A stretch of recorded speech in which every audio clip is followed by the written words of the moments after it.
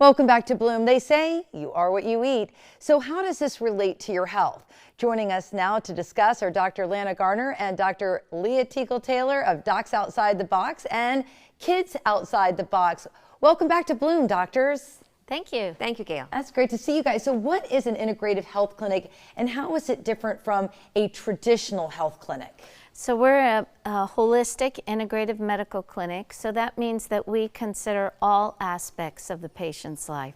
A typical clinic will follow standard of care and stay within that box. We look at what the patient eats, how they live their life, how they manage stress, what's happening in their family, and very importantly, what are they eating every day. So let's talk about why food matters. I mean, if you're a provider, you help the patients look at their lifestyles, you help them look at why their food matters. So you focus a lot on food. We really do, Gayle. We really love food diaries at our clinic. Oh. That is the easiest and the quickest way to sort of get a glimpse into the patient's lifestyle. We can figure out how often they eat out, what their food preferences are, what their weaknesses are, what their secret comfort foods are, and this helps us make little changes in their diet for really big impact in their health. We really find that each patient is kind of a different puzzle, though. It takes a little while to figure out which diet is right for someone to really help them flourish. Yeah, that's what I love about you guys, because it's not one size fits all. You take each individual patient and you treat them according to what their body needs. Now, how do emotions play into the food choices that we make? Oh, Gayle, it's huge. We all know how hard it is to change a diet. Most Americans eat emotionally, and I will say especially us women. When the sweetness of life just isn't there for us, we reach for the sweetness in food. This is something we've observed over and over again. Not only that, it really harkens back to, believe it or not, one's relationship with one's mom. Think about it. Mother is responsible from the very beginning of life for all comfort, safety, and nutrition. If that relationship becomes strained or skewed in some way, it can really make for a complicated relationship with food later in life.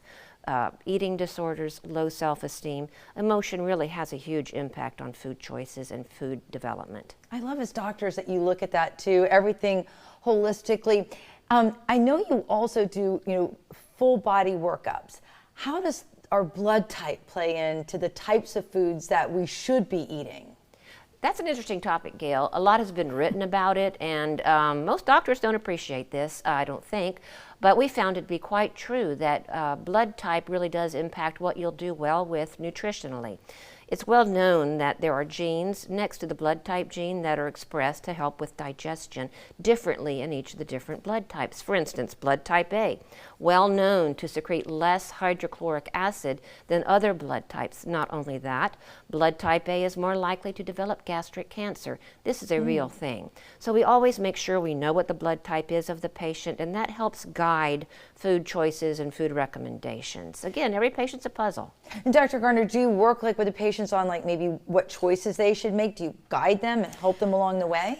Absolutely, and food has become very complex in our country. The standard American diet, the SAD diet, is full of additives, chemicals. It's highly processed, which is what is making so many people sick. So we start with food diaries, like Dr. Taylor said, and then we will slowly work on it.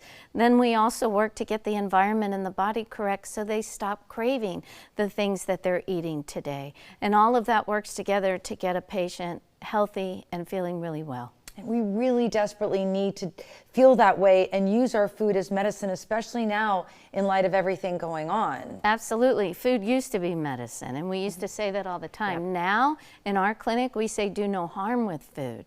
And we believe that because the soils are so depleted, that you must provide the additional nutrition by supplements, and then again, do no harm with food. So that's usually where we start with most patients.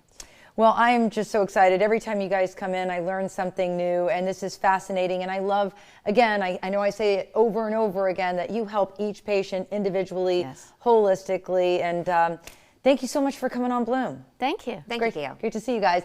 And you can call the Docs Outside the Box and Kids Outside the Box at 727-498-8898. Or you can always visit online at docsoutsidethebox.us.